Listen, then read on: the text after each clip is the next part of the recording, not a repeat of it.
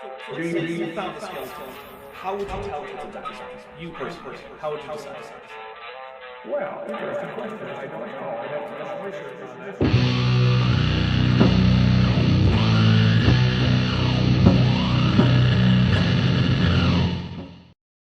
Hey everybody, welcome to Dapper Reacts with a Kip who is definitely ready to be here. Absolutely not. Very ready and prepared And and now you're on way louder time. than before, and now I have to turn you down. I have to put my earbuds. My goodness, he's always messing with it. Like, you just started peaking like crazy, the audio. You're always changing things. I changed nothing. I mean, No, look, it's not. I think Discord might be haunted because sometimes Vishanti comes on and she's nearly inaudible, and then sometimes she blasts my eardrums out, and I'm pretty sure she hasn't changed anything. So, like, I don't know what's happening. Yeah, she and I were talking about this yesterday because, like, when we did our stream, which is I almost did it, and I'm not going to. I'm going to save it. Which is an awesome stream that everybody should go check out, but probably after this show or during the show. I don't care. It doesn't matter to me. It's just, but yeah, we were like when we were in StreamYard. It's always like when you're in StreamYard, everything feels normal, and there's never this. So it definitely feels like a Discord thing. Yeah, I agree. Vishanti, how are you doing? That's it. I mean, you got me running down a rabbit trail. I did. Oh, We're good job. going to be talking about that soon. Now I'm in the trenches. Yeah, and yeah. I'm gonna be hyperfixating on this for a while. So. Oh well, you're welcome. So, for those of you who might, I will say, like, to answer your question in terms of how I'm doing, I don't know how, but I think I either pinched a nerve or pulled something because there has been this almost consistently throbbing nerve pain in the back of my head, and I'm not sure what part of my spine or my neck is responsible for fixing it, but it would be great if it would stop.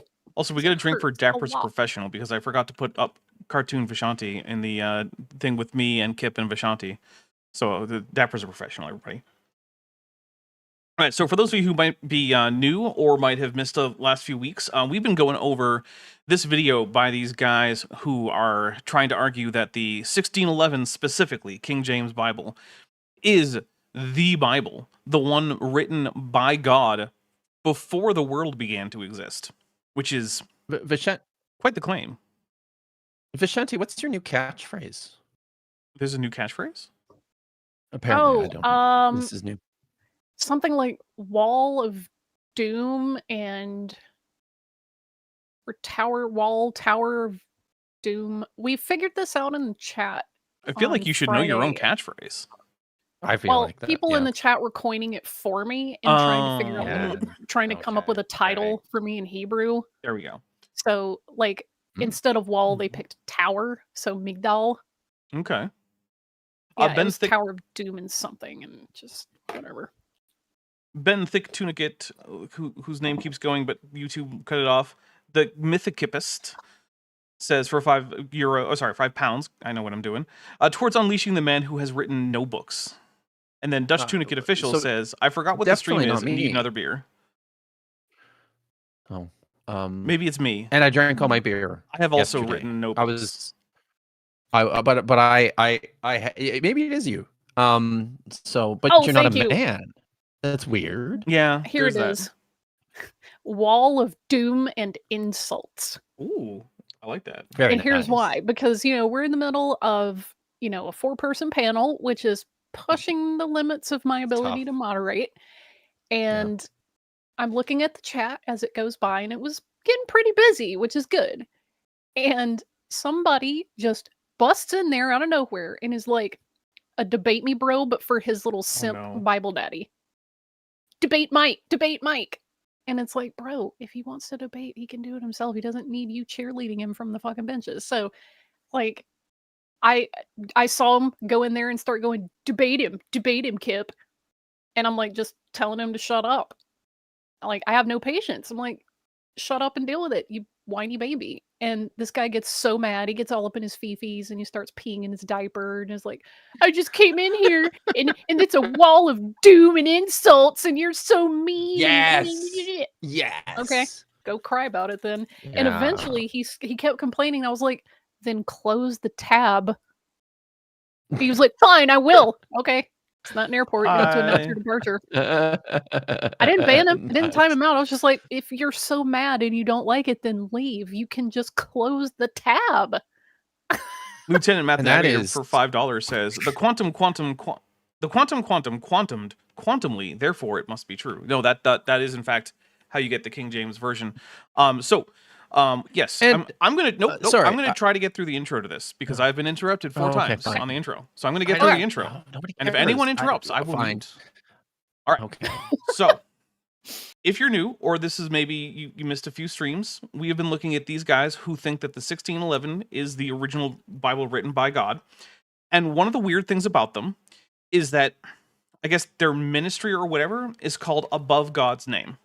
And the font they use for that logo is ethnocentric. We went over that last week. It's weird. But today, I It's was weird like, that it's called ethnocentric well, that's also Yeah. weird as well. Yeah. Yes. But today I was thinking like, how the heck do they get this name? And so I'm looking at their website, and the website for the museum that this G. John Rove runs, there's not a whole lot on there that I found very enlightening. But I was looking through the shop, and they have a T-shirt. It says 1611, and then it says, "Thou hast magnified thy word above all thy name," with the reference Psalm 138:2. I was like, okay, so that's where they're getting this above God's name, right? Because the thou there is God in the psalm, right? So I figured, okay, well, let's take a look at what it is in the King James. Did they correctly identify that this is like the section, right?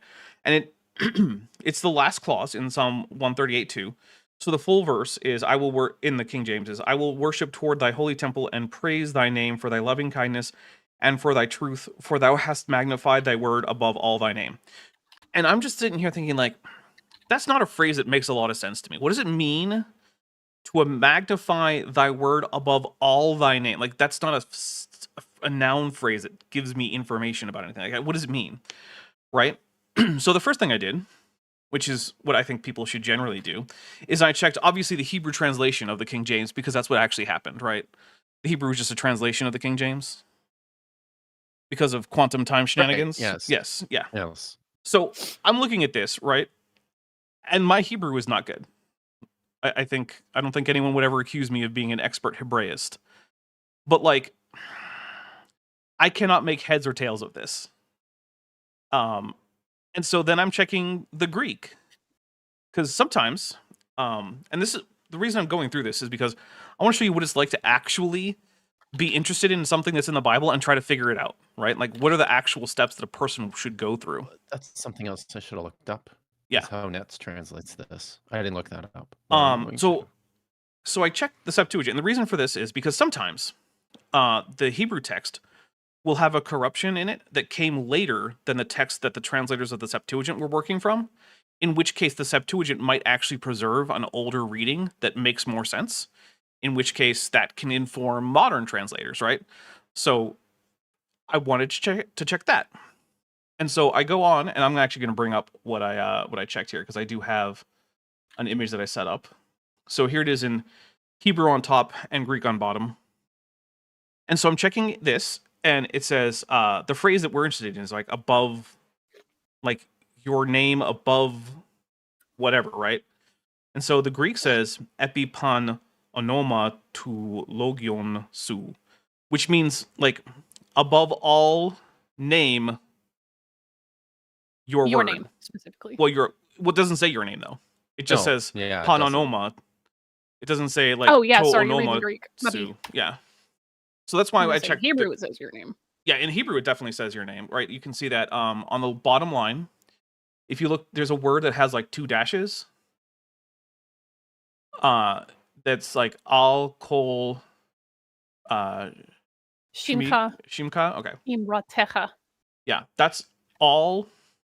That's above all name your, is the order in which those, morphemes go. So it means above all your name, the Greek doesn't have your name. And it at no point is this a phrase that's making sense to me. And so I checked okay, what is a different translation, a more modern translation say? And so I checked the New Revised Standard Updated Edition. And it says, let's see. You have exalted your name and your word above everything. So it's going with a conjunctive thing where these things are being set as the two things that are being put above. And so then I consult with the people I know who know Hebrew way better than I do, which, again, not a high bar. It is not hard to know Hebrew better than me. So what did you not guys... Michael Jones. So, I mean, look, Michael Jones might know it better than me. No, he absolutely 100% unequivocally does not. I mean, I'm saying that as a straight up verifiable fact. Okay. All right. So what was the question again? Sorry. So basically, what I'm saying is so I went to you and Vishanti and I asked if you could grab this verse and take a look and we'll see what you think. And I was wondering if you guys could give me separately your insights onto this, because my conclusion was I think there might be a textual corruption and the original reading was something that seems to make more sense. But I'm not an expert, and I want to read a couple super chats before we go in, and I guess we'll start. And you're absolutely right about your instincts.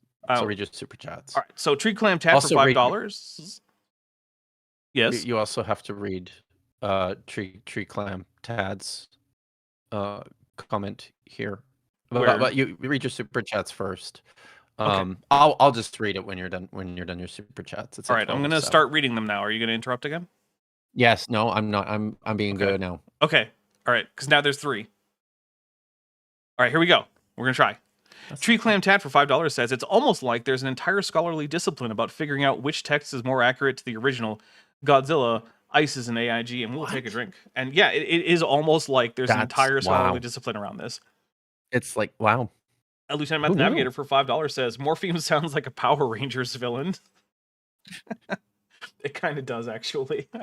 And then Lieutenant Matt the Navigator for $5 says, I checked in Strong's Concordance and it says you're wrong. Nice. God damn, I wish I had my I wish I had my Strong's Concordance. Even when I was an evangelical, I never really figured out what the point of Strong's Concordance was. I was like, oh, it'll tell you every place this verse is used. And I'm like, yeah, but why would I want to know that? Dude, the very first... Why? Because sometimes the way it's used in one verse will clarify its usage in another verse, either to, I guess, what's the word I'm looking for? Corroborate or differentiate. I guess. Oh, so I have to read this comment from Tree Clam Tad, who said, as I said yesterday, Kip will debate Mike when Mike can read his own tattoo. Yes. Oh, yeah. All right. Yeah, one of my rules of thumb is... yes. One of my rules of thumb is never get a tattoo in a language that you can't yourself read. One of my rules is never get a tattoo. So I mean, but that's fine. It's a good one. It's a good one. Yeah. I've seen way too many tattoos that are like, oh, you can't read the language that this is in, can you? Because it doesn't say what you think it says. Because it's dumb. Yeah, it's right. It's dumb. So Strong's Concordance, though. The very first sermon that I ever preached, and I think I was, I want to say 21 years old. A very, very young man. A very young, really stupid young man. I said young already. A very young, stupid man. So I wrote my sermon, and the only resource that I used for my sermon was my Strong's Concordance. Wow, that's 100% true, Dapper. That's unfortunate. It was bad. I mean, I think the sermon itself was great. It Okay. was great, but the theology and the exegesis and the facticity of it all was terrible. It was very bad. It was Lieutenant Math awful. Navigator for $5 says, quickly canceling my appointment for my Voynich tattoo. The nice thing about Voynich is that no one can read it, and I don't think it's actually something that Yeah. can be read. I don't think there's an actual underlying linguistic content there. Maybe I'm wrong. Clearly in 40K, the Voynich manuscript says something, because in at least one book, someone is perusing a translation of it. So, there you go. There you go, Vishan. Did you know that canonically in 40K, the Voynich manuscript has been translated? I mean, it's a object of eldritch power in one of my Vampire the Masquerade Chronicles. Nice. Yeah. So Kip, what is your take? And then we're going to go to Vishanti for her take on this verse, on what's going on, especially in this last clause, because that's the one that's really Also, can I just consideration. I looked it up in Nats. That's the New English translation of the Septuagint, to see what they did, because they know this language way better than I do and you do. They say, "I will do obeisance toward your holy shrine and acknowledge your name for your mercy and for your truth, because you magnified your saying upon every name." So I like that. that's Okay. You're saying, yeah. that's interesting.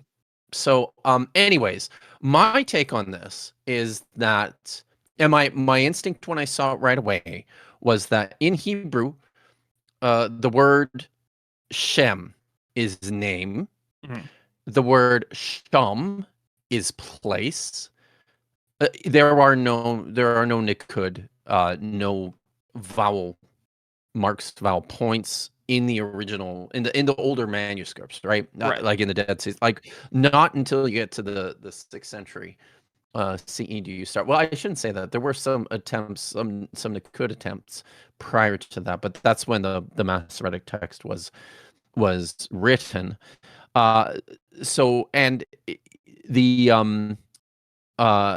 so that's late. And my instinct when I saw it was, I wonder if this is just a mistaken identity of Sham for Shem, and that's what NRSV clearly understands as well, right?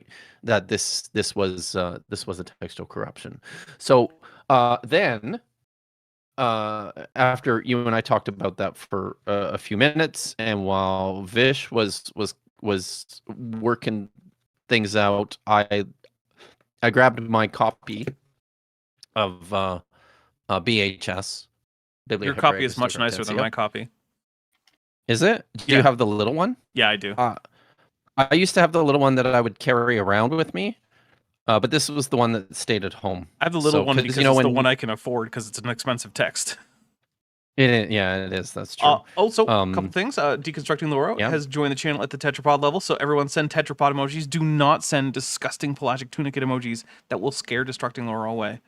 And then also, Jessica Transmetal Alchemist has been a member for 12 months and says 1 year anniversary. Awesome. I'm glad to have had you around for a whole year as a member. That's great. That's a whole trip around the sun, unless you're one of those geocentrists like we talked about in the video that just came out on Thursday. So there's a note attached to this part of the verse, and I should point this out as well, that there are no manuscript variants, surviving manuscript variants for this clause. So this is just the BHS editor's suggestion. First of all, they also suggest that it should be where is the text here? That it should be kol imraktehu, kol imraktecha. So all of your sayings, and it should be plural. All of your sayings. So, and they confirmed my instinct that it should be kol kol shamecha. Which I have to say is also all somewhat of confirming your my places. instinct, which was less specific, but was Yeah. like, I think there's something funny going on before our earliest manuscripts. Like Exactly. some textual corruption. All right, so I do Fish, what want was to your say take? that just because it has weird grammar or odd theology doesn't mean there's a textual corruption. Right. That's something I want to note. And that's why I want to get your Um, full take, because I like that there's a disagreement here and that we can have a disagreement and all of us can have good reasons, and then we can come to the conclusion that, like, it's not obvious what's going on here. It's actually not obvious. Okay. So here's one thing I will also say before I make my case Okay. is when you run across something in the Psalms, first of all, you're going to be dealing with a different form of Hebrew. All right. They're going to be using poetic forms, they're going to be using a lot of visual imagery. It's not going to seem straightforward. Like narrative Hebrew is way easier, like prose, much easier to make heads and tails of. So the second thing, which is corollary to the first, is do not hyperfixate. Like, read an entire psalm as a unit to get what the themes are, and it's going to help clarify where the author's trying to go. So, if I were just to read that clause in isolation, I'd be like, what is going on? This makes no sense. I have no idea. Did the Masoretes point it differently because they were misunderstanding? Like, who cares? Zoom out. I read the whole psalm, and it's an author who is physically not living within the bounds of what we consider the geography of like Yahweh worship, because they open it up by saying that they're sending out, like with their entire heart, music or singing melodies or something in sight of the Elohim. Because that's one word that I will say I wanted to like talk about for a second is neged, which you can translate as corresponding to the side of, in front of, in sight of, in before, but typically if you want to use like I'm physically standing in front of something, you would use lifnei, right? In front of their face or to their face. This is somebody writing from a distance outside this region. And the next verse is like, I bow towards your distinct. A lot of people translate Heichal as temple, but I prefer palace. That's got a little bit more of a regal ring to it. And I will again send out or cast out to your name. And what is he casting out? Praises and melodies and whatever. On account of your chesed and faithfulness. So like compassion, loving kindness, faithfulness. And then here's the weird clause: for you made great, or above, or on account of all your name, or perhaps all your place, your word or saying. And I like the rendering that Kip was using where it's sham, not shem. So above your entire place, you're saying. So he made that great. And then it goes on to clarify, because when I called, you answered me. You know, all the kings of the earth will praise you. Great is God's majesty. And then it says in verse 6, for lifted or removed. So sorry, not kum, ram is a lifted up thing. Like the word teruma is a lifted up offering. It's also the name of like a certain type of offerings. Anyway, it can also mean to like lift up when you're removing something. So like I'm going to lift up my coffee cup from the counter so I can take it back to my room. That's describing God. Ki ram Adonai. So Adonai is lifted up or in a removed place. They see from that high place the lowly. And they know. It's like, oh, God's far away from me, perhaps in the heavenly places, perhaps in a different geographical location, but sees the lowly, and that's the author, you know. And the author's like, me, just some random lowly dude, and is calling out to the specific God, and they answered me and did a lot of really great things for me. And then verse 7 is like, I'm walking among enemies. So they're in a foreign place, perhaps a foreign land even, and they're worshiping this God. And you extend your hand, with your right hand you deliver me. And then it's like the last verse The JPS is saying God will settle accounts for me, which is an interesting way to say that, but it's like I think the word is perfect something, that which concerns me. It's like whatever's going wrong in my life, you're gonna make it right. And then it's like your chesed endures forever. We say this a lot in liturgy. Ki l'olam chasdo, your mercy endures forever. The works of your hands don't forsake. So it's like, oh, I'm your creation, don't leave me alone, don't abandon me, don't forget about me. So that's pretty standard there. So I'm going to at least submit for the approval of the Midnight Society that whoever wrote this is in a far place, probably like a foreign land, Maybe of in some exile. kind. Perhaps even in exile. Whoa. And Perhaps. they're praying towards maybe Jerusalem. Or is in typical- America. Yeah, maybe. Where they're in America. Yeah. And they're praying towards the place, Sham, where God was supposed to dwell. Right. Which is, maybe this guy was later one of on, the just Nephites. Jerusalem. But just the land. We'll go with the region just to keep it on the safe side, towards Judea. And they're like, hey, even though I was way off in the wherever places, I cried out to this God. They helped me. They did awesome things because I'm in enemy territory.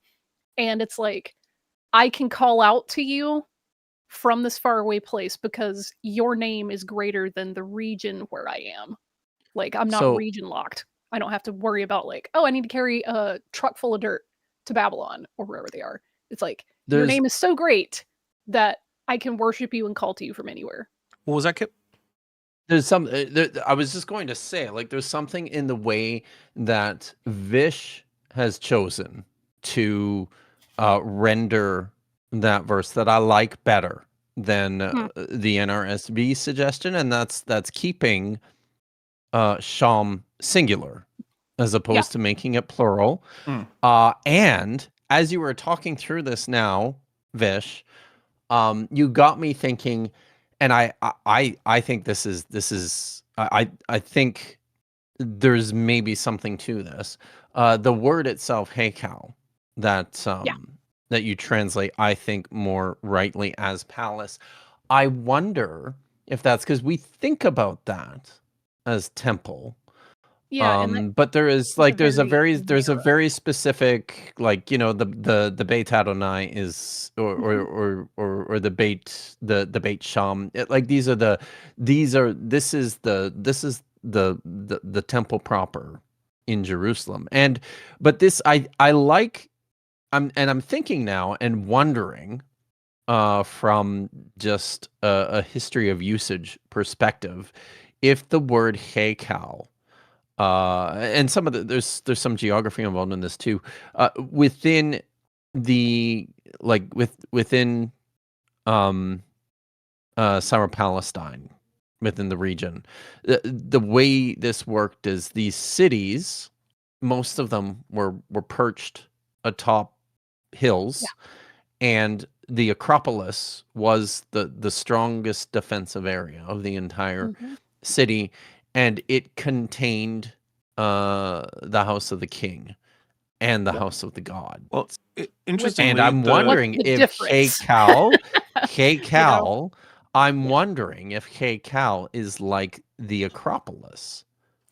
So, well, interestingly, in the Greek translators also did not use a word for temple, so they understood. Right. They used prosneon agionsu, which means towards your holy dwelling. It does not actually say temple, and even so those translators were also saying, well, no, not temple, your dwelling.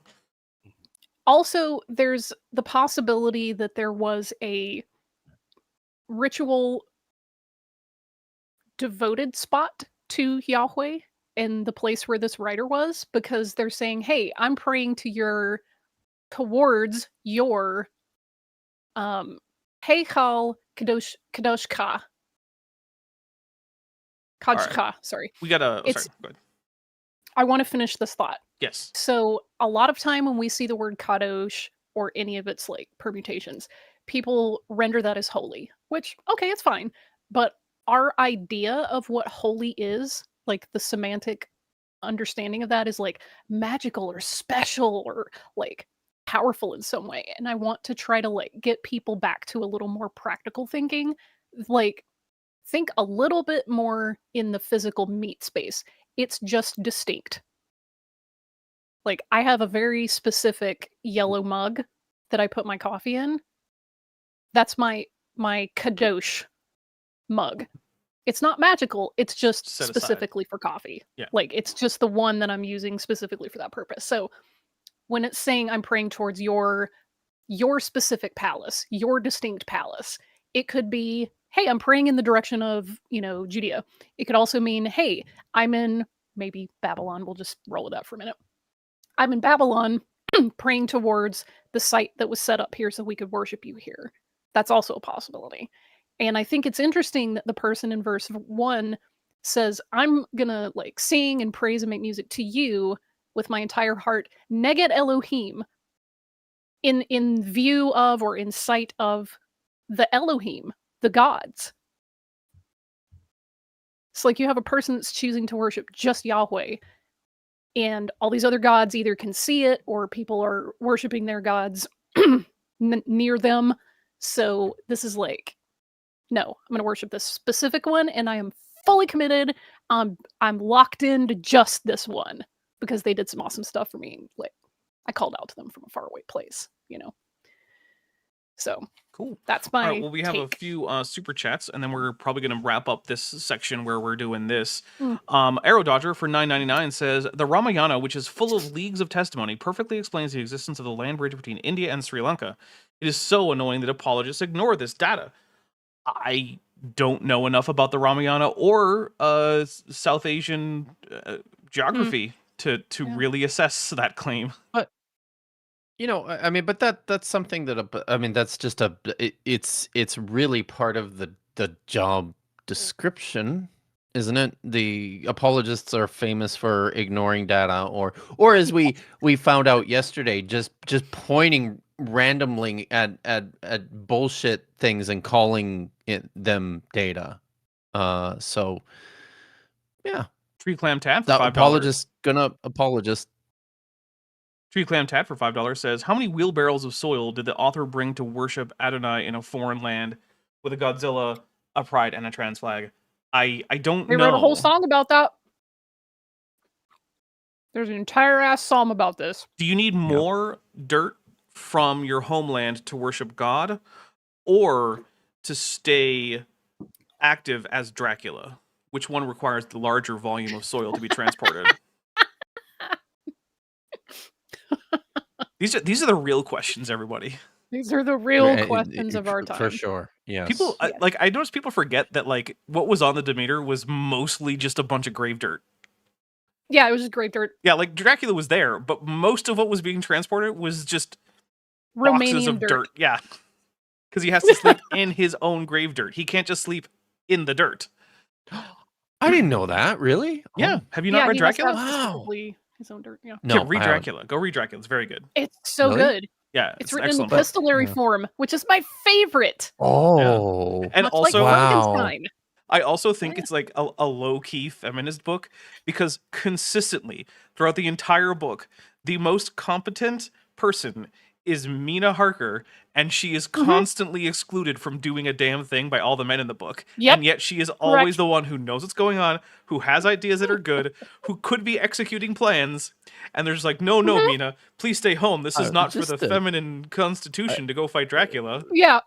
So and like Jonathan Harker is a just keenly observant author of reality. Yeah. Right. I guess. Bram Stoker, early feminist icon. I don't know. Maybe. I don't know, but it's funny because Jonathan Harker is just the weakest constitution. Oh yeah. On top of the fact that the Man female needs his own vampire person. slaves that Dracula has at his castle are like keeping him there by force. But everything that happens is scary and it upsets his stomach and makes him like get a fever, and it's just him and Victor Frankenstein both are just like, bro, you don't need to be outside. Grow some balls. You need to just stay inside where someone can nurse you because you are too delicate for being out in the world. Lieutenant Math Navigator has been a member at the amniote level for 14 months. It says maybe he was riding his tapir along the shores of Lake Erie. That sounds like something that might have happened in the Book of Mormon. Good. I like that. I've still heard people recently say that, like, well, the horses in the Book of Mormon are just tapirs. Like, have you seen a tapir? You gonna ride that into battle? Really? The thing that's the size of a medium-sized dog? Okay, good luck with that, buddy. Rando from chat for 100 Argentinian pesos says, bait sham? Is Kip saying that Abrahamic religions are a sham? Wouldn't expect less from a Bible hater. No. Kip, this is a tongue-in-cheek comment. Don't take it seriously. I did not say bait sham. I said bait sham. Yeah, but that doesn't work for the pun. But I also, said bait sham. Okay. How can you blame people for getting those confused when you and Josh consistently say owl and cow instead of call and all? That's probably a Canadian thing. Fair, that's what I'm guessing. That's fair.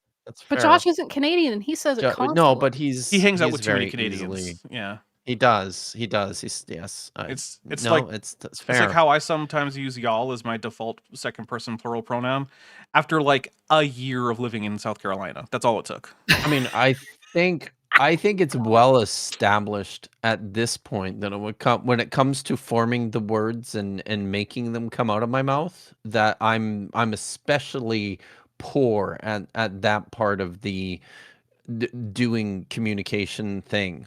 So you're not poor. Your neurons are running on like 56K dial up.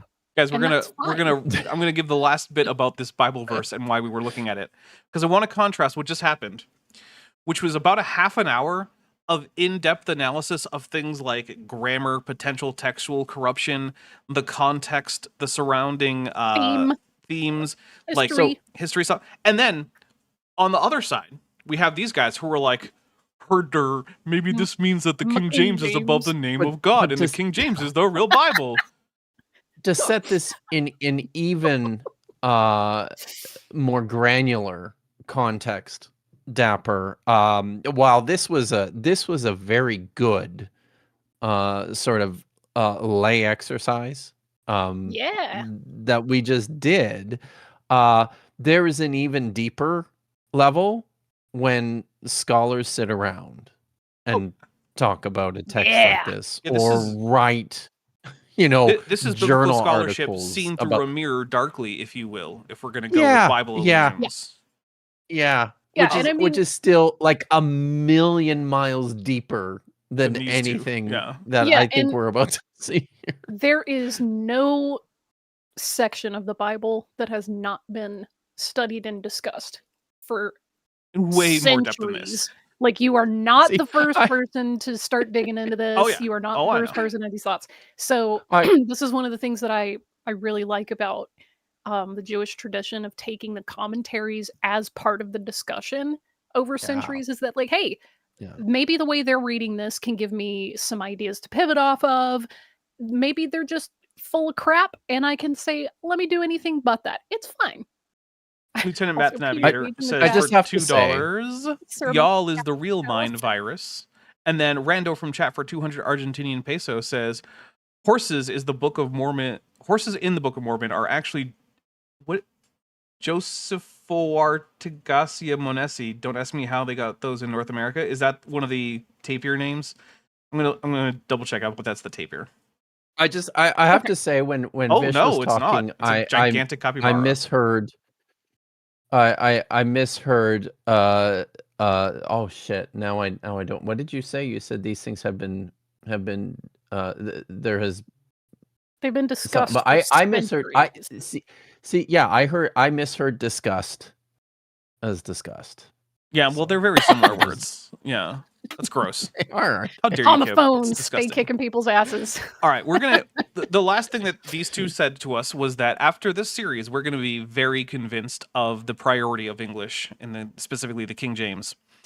So, and there's multiple videos. This is the first of 3. Yeah. Here we go. Here they are.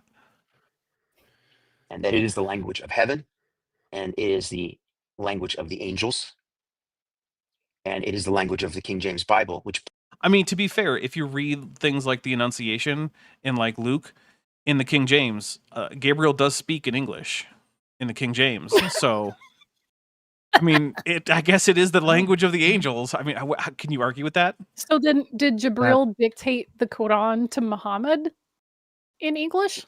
In English, he must have, right? It's the only explanation, which really means that actually all those Muslims were telling you, this is just the meaning of the Quran. That's not actually the Quran when you read it in English. No, actually, listen. Now I feel it necessary. I was going to do this when we were doing our little Bible study there, but I'm now feeling a particular prompting to play devil's advocate here.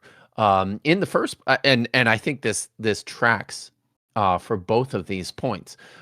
We probably actually just demonstrated the legitimate priority of the 1611 King James Version by illustrating just how wrong yeah, but the Greek and the Hebrew versions of that text are. And now listen to what you're saying, Dapper. We absolutely know that the Quran is not the word of God that was dictated by an angel, because it was not dictated in English. Oh, Islam debunked just right there. It just happened. Yes. Also, I have to point out that the KJV version of this verse doesn't make a whole lot of sense either. It's very confusing even in the KJV. Yes, 100% fair. But that's just because we don't understand God's ways are higher than our ways. It's true. That's true. I've read that. What about Jibril's ways? James, how high are Jibril's ways? Well, it does. I mean, somewhere in the middle.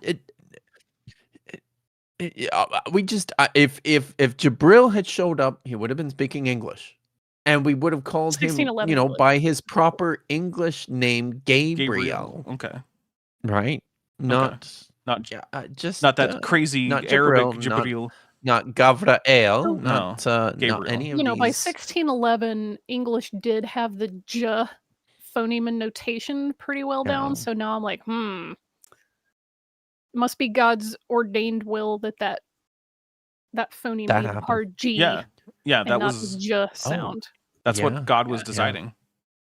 Predates any other Bible. That's powerful. That's what guys. Read the chat.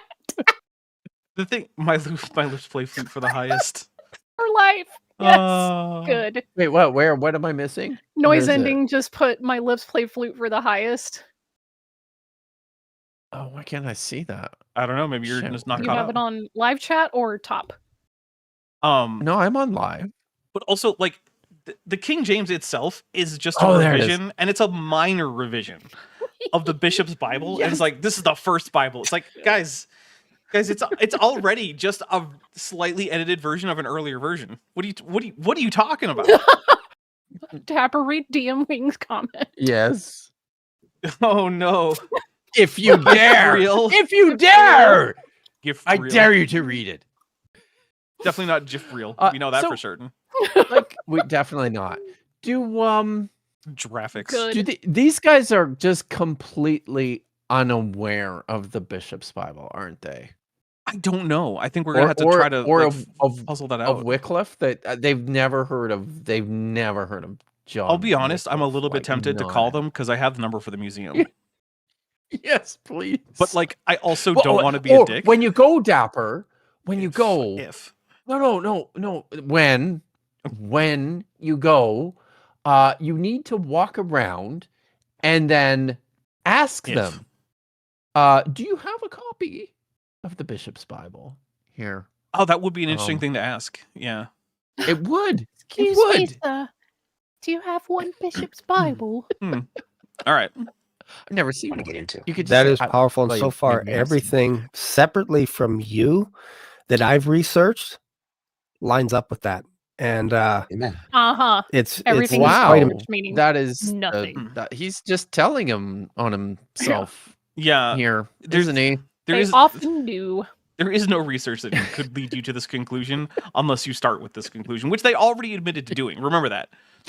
they already told us that they started with the conclusion that the 1611 must be the real word of God, which, by the way, that's a crazier take than anything Gail Ripplinger ever wrote in her like New Age Bible translations book that she put out there, where she got the names of several Bible translations wrong. Like this makes her look like a normal person, and Gail Ripplinger is not a normal person. Let me assure you of this. She's a very bizarre person. I mean, she's friends with Kent Hovind. Who is this? This is the person who wrote. We talked about her before, right? Yeah, she's the one where most of the KJV-only stuff comes from. Like she was the one who codified all. Like there was a sentiment of like KJV priority floating around for a long time because people liked it, but she was the one who really set down like the arguments that modern KJV-only types use as like this is why the KJV is the real word of God. Yeah. Rando from chat for 200 Argentinian pesos says, I was going to save Sodom before I got high. The whole before I got high. Before I got high. Because I got high. I only saved one guy. I know why. Because I got high. Because I got high. Because I got high. God probably. God probably. Which, by the way, congratulations to Afroman on winning his defamation lawsuit. And screw you to that judge who was like, despite the fact that the law says that the winner doesn't normally have to pay anything, I just am going to say, because I like the plaintiff's case, Afroman has to pay half the court costs.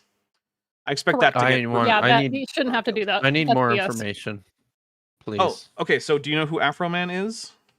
No, I feel like I've heard of Afroman. So Afroman is an American rap artist who's most famous for his song, Because I Got High, which just is a tale of all the various things that he was about to do or should have done, but then he got high and he failed to do them. Nice. That's so awesome. So that sounds like the more best recently, song ever. The local sheriff's department had a warrant signed for looking for narcotics and a kidnapping victim of all things in his house, and so they busted open his gate in the front of his property, knocked down his door, like kicked in his door, trashed the place.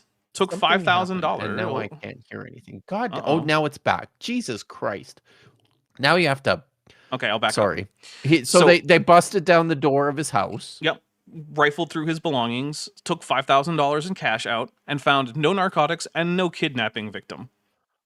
So when he said, hey, can you like pay to fix any of this stuff that you just broke for no reason when you just decided to trash my house because someone just decided to tell you there was a kidnapping victim and you had no evidence of that other than that? And so they said, this was like the but we'll return the local sheriff or sheriff department. Yeah. They said, no, but we will return the $5,000 we gave back to you, except they actually only returned $4,600. So they just seem to have kept $400. They just stole money from this guy. Yeah. They just took $5,000 in cash. And he had to kept like some of it, like literally. They say it was a miscount, but he still was out the $400, and that still means they kept the $400. Sure. So, yes. So he wrote some songs about this using like footage from his home security system because he had home security cameras, right? And so he wrote songs about like each of the individual deputies and the sheriff and the judge who signed the order. And that's awesome. Well, they got very upset because apparently this counted as defamation. And so they sued him. And it has resulted in some of the funniest courtroom footage because it was all, for some reason, put on camera. And what my favorite thing is there's this one particular deputy who, in the song, Afroman says that he, slept with his wife. That's part of the song. Yes, this is great. The plaintiff's lawyer says, and so, I can't remember the guy's real name, but he said that he slept with your wife. He's like, yeah, now that's out there. It's so damaging to my reputation. And of course, defamation has to be false or it doesn't count as defamation. So he says, and we all know that's not true. And the deputy says, well, I don't know. And you can just tell the lawyer is just stunned because the deputy is just saying, well, maybe Afroman is banging my wife. I don't know. And it's just like, oh my God, dude. It just ruined the entire claim. All right, we have a few more. Then we're going to take a quick break. Actually, we're going to listen to a little bit more of these guys. We'll take a quick break, and then we'll be back. All right. Let's see. Tree Clam Tat for $2 says, I too want to see Dapper kicked out of a museum. Could be fun. We didn't get kicked out of the one but that we went to, you so ha. you still won't though, right? Like I mean, come on, it's in a strip mall. That's not. They can kick people out. You could be trespassed from a strip mall. Yeah, that's not a museum. So look, it's not. A museum is a place where there are things on public display that are supposed to be educational. I'm pretty broad with what I count as a museum. I guess it's at least as much a museum as the Museum of the Bible. Sapphire Zombie Goliath Light, who's been a member for 46 months, says Gutsick Gibbon had her Ark Encounter walkthrough. Now Dapper needs a 1611 KJV museum walkthrough. It'll be like poetry. Yeah, they'll rhyme. Then there's a Godzilla, a Trans and a Pride flag. We'll take a drink. Thank you. Let's see. We got a few more. Light in the Ignorance for $5 says donating to free the bookless ones cursing and to let Dapper get some delicious lemon pound cake. Yeah, Yummy. Mama's lemon pound cake. That's right. Big topic on one of the songs. With a Godzilla, a disgusting plastic tunicate, but then a Mothra and a Ghidorah and an AIG's a bag of dicks emoji. So we'll take a drink for all that. My Unfinished Journey for $6.66 says Hail Nero, Daps, Kip, and Vish, and hail the gift of the KJV. Hail indeed. Let's see. Hail Ratma. Hail Ratma. Correct. Hail Ratma. Tree Clam Tat for $5 says the cops searched my single dorm room. It took 4 hours to clean up. I can't imagine how long it took to clean up / fix his house after the raid. Oh, probably days. My guess is that he went to bed that day with the house still in shambles. That's what I would suspect. Oh yeah, I've had an angry tenant before. That I'm a slumlord, and I had an angry tenant once that I evicted from. I'm just joking. But yes, I understand that was probably not even just what cops would do. Oh, at one point they started going through his CDs. It was like his music albums. And in the song, he's like asking, "Did you find a kidnapping victim in my CDs?" Is that like what were you looking for in the CDs? Sean Getler for $5 says the raid on Afroman gets even better. He was supposed to store people in a basement his house didn't even have. Yeah, the kidnapping victims were allegedly in the basement. There was no basement. There just isn't one. Wow. Wow. For $4.99, just Deconstructing Laura says, I'm so thankful for this. I've had a crazy week at work, and I did not know the story of the Afroman saga. What a delightful disaster. The most amazing thing, though, is that he showed up in court in just a full American flag print suit and tie with American flag print glasses talking about the First Amendment and freedom of speech. Okay. That's right. I was like, you know what? Okay. Listen. This might be the most wholesomely American thing you could possibly do. Arrow Dodger is not wrong here. You're correct. I am being elitist, and I apologize for that, but I am going to maintain that I'm not convinced. No. I am not convinced that I don't know that I'm convinced that this is a museum, even by Dapper's very loose definition. I believe that is something that still needs to be demonstrated. All right, that's fair, but I do feel like insisting that it be in some big prestigious building is elitist. No. I never said that either. Okay, fair. And I have repented of that. I have unsubscribed from that opinion in the same way that I unsubscribed from Lent. Okay, except that you never subscribed to Lent.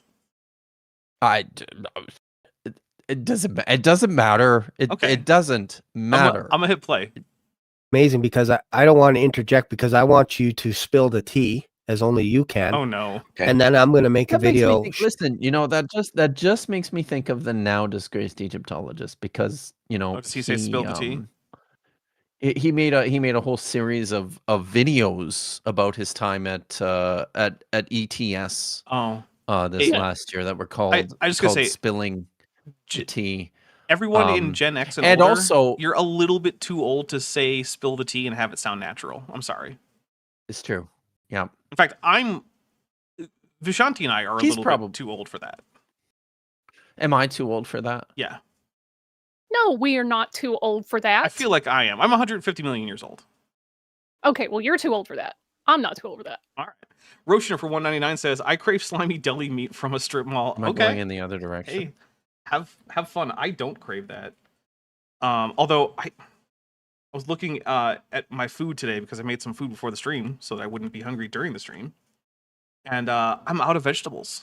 I usually like to keep some frozen vegetables around so I can just toss them in whatever else I'm cooking. So that way, you know, it's not just like protein and carbs. There's other stuff in there. I'm out. My son buys vegetables. It's good. It is good. Naramda puts for $2 says, can I say yeet at least? I like the word yeet. Sure, I'll let it go. Yeah. It's a good word. All right, here we go. Yeah. Sharing what I know as well, and I believe the two will mesh nicely together. I believe that 100%. But wait, so, thank you. What's meshing here? Basically, they've both decided There's a that the conclusion of fornication 1611 here. So let me finish the answer to your question before you ask another one. Okay. So they both decided that the 1611 is the primary version of the Bible. And so they both independently gone looking for reasons to think that. And so now Shane is predicting that his reasons that he found will mesh and be compatible. Not necessarily the same, but will be compatible with G. John Rove's ideas, which of course they will be, because you both went cherry picking for the same conclusion. So why would they not be compatible? Works, right? When you start with the conclusion, everything works in that direction. That's just how it works. Jessica, the transmetal. God damn. If this is how scholar, I mean,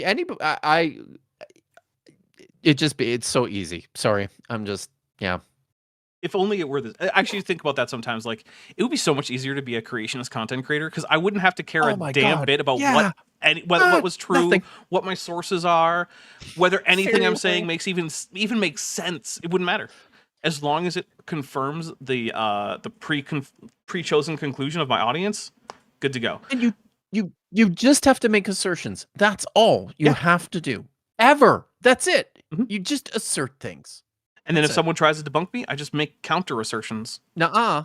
Yeah. Nuh-uh and counter assertions. And sometimes just the same assertion over again. Jessica, Transmetal Alchemist for $5 redo says, whenever I subscribe to a particular position, I always remember to ring the bell. That way I get notified when that position releases a new video. Oh no, Fearmonger has changed her name, and now I have to go switch over to the other tab to see what it is. Oh, and now YouTube's being a jerk about it, so now I have to refresh. But Fearmonger, whom I will properly name in a second, says for $5, stealing DM Wing's joke, does this KJV-onlyist museum employ any assassin? Ooh, good question. Because they better have that very critical asset on hand. Yeah, I think that is actually, by the way, it's Fear Amen is Englishmonger. Englishmonger. Which is a great name. Yes. And I do think that we can add that to our definition. I think a necessary condition to be a museum is to have at least one on-staff assassin. I think, if you don't have an on-staff assassin, like, and I don't just mean... All right. Oh my God. Now I'm trying to figure out who that was at the Museum of the Bible. Well, and at what point they got fired or quit, because that's something like the turnover at that place was ridiculous. Like, just seriously ridiculous. Well, I'll tell you what, we're going to take a quick break while you figure out who that was.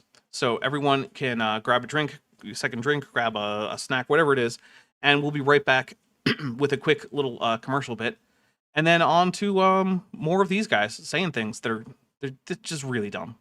All right, we'll be right back.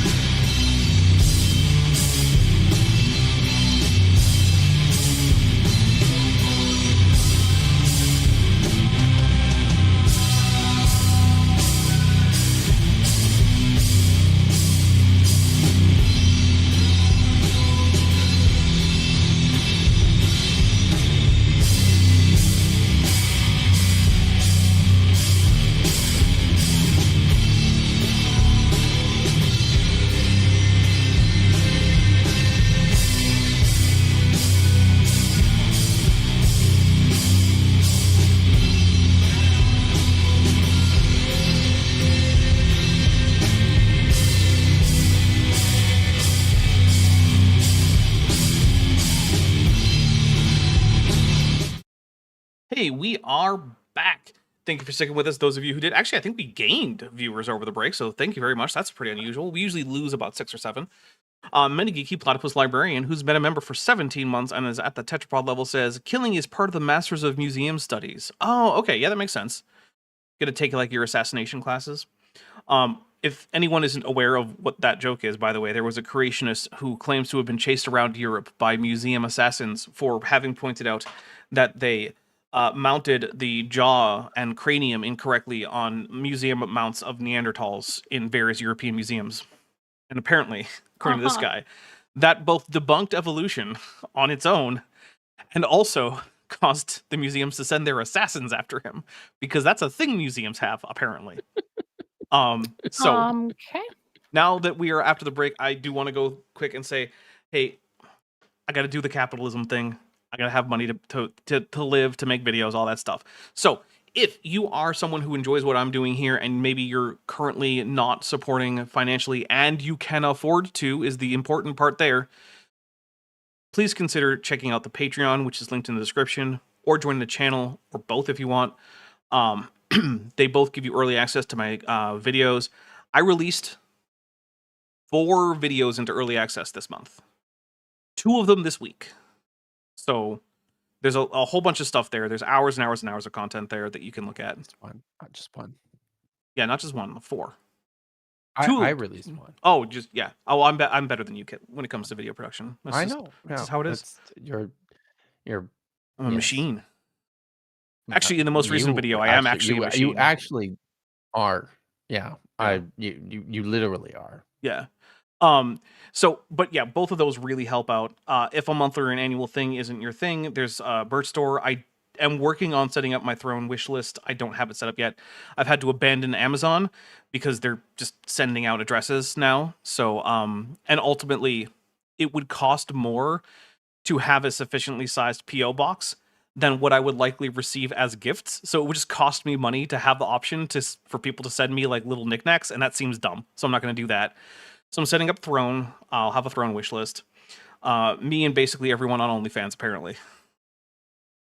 Because I've heard in like on Blue Sky, and apparently that's a big concern. Because a lot of people apparently on their OnlyFans had Amazon wish lists, and now they're all like, oh no, weird creepy guys are gonna have my address. It's like, yeah, you should probably change that. Yeah, and also if you can and you want to also have a way to help me with video production more directly, that is through my render farm. The render farm I use is called Sheepit. The way Sheepit works is when I have frames to render from my animations, they prioritize my frames based on how many points I have with them, and the way I earn points is by rendering for them, whether it be my own frames or other people's frames. And so there is a little instruction for you to go to a website, download a client and some login information, and that will cause your computer to render frames for Sheepit, and I will get the points, if that's something you want to help out with, too. All right. And also remember, our server mom for the Discord server currently does not actually have a membership. So, if we could fix that, that would be great. Because if we don't have a server mom, I'm pretty sure that everyone will stay up way past their bedtime and eat way too much cake. So... Yeah. Yeah, and then what that means is that people will wake up in the middle of the night throwing up all over their bed sheets, and then who's going to clean it? We don't have a server mom. No server mom. Yeah. Yeah. So server mom is very important. We have to read Racina's comment. I'm sorry. I'm the pronouncing, right? The words that come out of the mouth thing, it's bad. We have to read Racina's comment at 102. I mean, I'll just read it. Yes. Because it's addressed to all 3 of us, and I believe the answer to this question is just, and it's just obvious. Who has the best feet? I mean, my feet are on camera right now. So yes, unquestionably, it's yours. Yeah. Obviously, and I have the biggest you're toes. The only one. You're also the only one who who has proven that you're not a ghost. Yeah, I actually have legs. You can see them. Did you? Oh my God! Neither of you guys watched, but the most awful thing happened on my Budget Scripture Saturday live stream from last weekend. I invited interlopers on. I might not. I should probably never do that again. On to the stream. Tommy and Matt from the Humanity Live, and Tommy put his goddamn disgusting feet on the desk and showed them to people. Ew. I'm Some getting people sick are into that. thinking about that. Just what is wrong with Brando from chat. Can someone some check to see if Dapper people? Dinosaur has a wiki feet?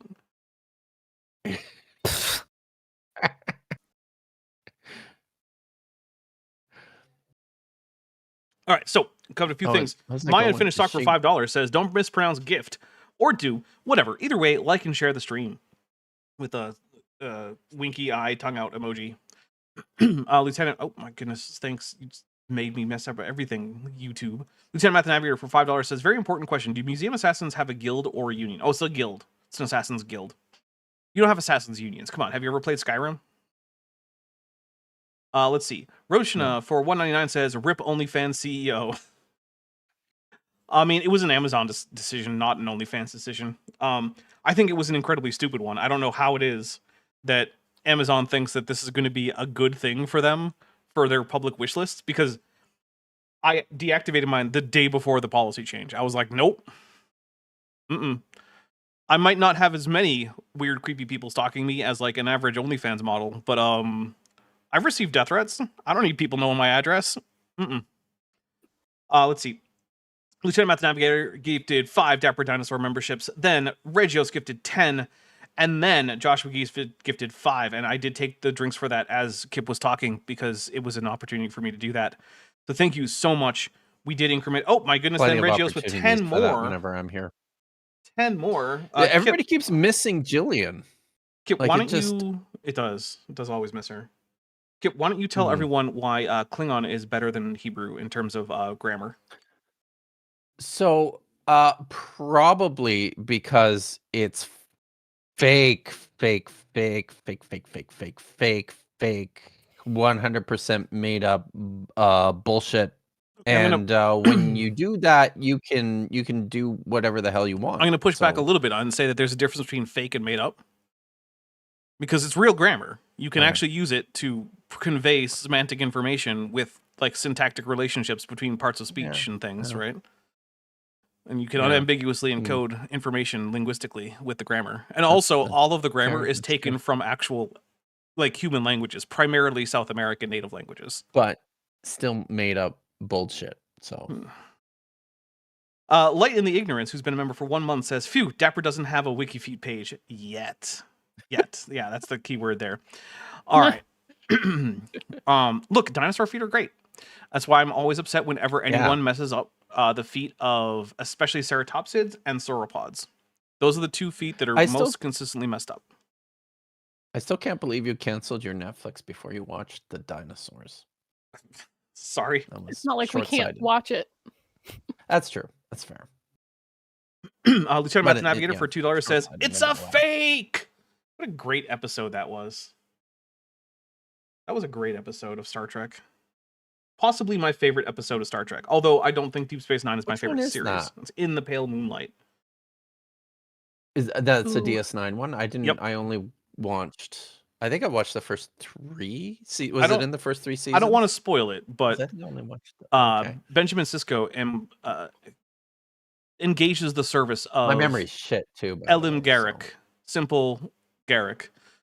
In attempting to get the Romulan Star Empire to join the war against the Dominion on the side of the Federation and the Klingon Empire to create like an Alpha Quadrant alliance. And it is an episode where Benjamin Sisko has to consider just how much he actually does care about the ideals of the Federation when it comes to a matter of life or death for millions of people. And the answer is he'd do it again. And also, computer, erase that last sentence. Duh. Rando from chat for 100 Argentinian pesos says, I feel like if Klingon is fake, how was the Bible translated from it? Yeah, exactly, huh? Checkmate, atheist. Yeah, if Klingon was fake, how could we have translated the Bible Good from luck, Klingon? Mr. Evolutionist. That's a different set of videos, I feel like, isn't it? Than what the ones we're watching. You should spoof these guys with the Klingon priority Bible. yes. Look, the Klingon translation came out in 2020, and Pak is the 20th word. That's book in Klingon. It's the 20th word from the beginning of this, and it occurs twice. It's 2020, 2020. Oh my goodness. The Klingon priority proven. You know, I have a message specifically for one person in the chat, pero also anyone who speaks Spanish. As of perhaps 48 hours ago, mis séptimos bisabuelos parecen ser huastecas. Oh. Cool. Oh, wait, no, you told me about that already, didn't you? I told you, but I was telling one or two specific people on the chat. Okay. So. Pillowpunk for $2 says, "Hey, y'all, just go." People. I was just gonna say, I see a lot of people picking DS9 as their favorite Star Trek. It's a good show, and I get it. It is a good show. It's a very good show, but I think my resistance to it is that it was when they went from like the oh my goodness, I just realized episodic something. format to like a serial. Which is fine. We hit 50%. Not my favorite. And so I got to do a couple things. One is Pillowpunk for $2 says, "Hey y'all, just got back from the No Kings protest. Awesome. Yay." But also we hit 50%. So here's what's going to happen. I am about to drop a Steam key for the game Warhammer 40,000 Inquisitor Prophecy. It is an action RPG.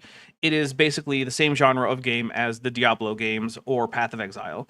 So if those are things that you enjoy and you like 40K, grab this. And if you grab it, whether or not your attempt is successful, please tag me at Dapper Dinosaur in the chat and say either you got it or that the key was already used. You do not have to have super chatted. You don't have to be a member. You don't have to be a patron or anything. You just have to be fast. So here we go. And while you do that, Rando from chat writes, hace poco tomé clases para aprender en náhuatl de Huasteca Hidalgo. Voy a asumir que tiene algo que ver. I actually did not know that. I actually have a book on learning náhuatl. Yeah, I mean, you and I can start that náhuatl class from David Bowles anytime. And I also have a slightly different dialect of náhuatl text on my bookshelf right now, both of which can be started at any time. All right, I want to say, sorry. No, go ahead. I want to say congratulations to Light in the Ignorance, who received the Steam key. Which, by the way, people, if you have Steam keys that are currently not in use and you want me to give them away, feel free to send them to me. All right, we're gonna hit play, and here we go. For sharing, like I'm blown away already.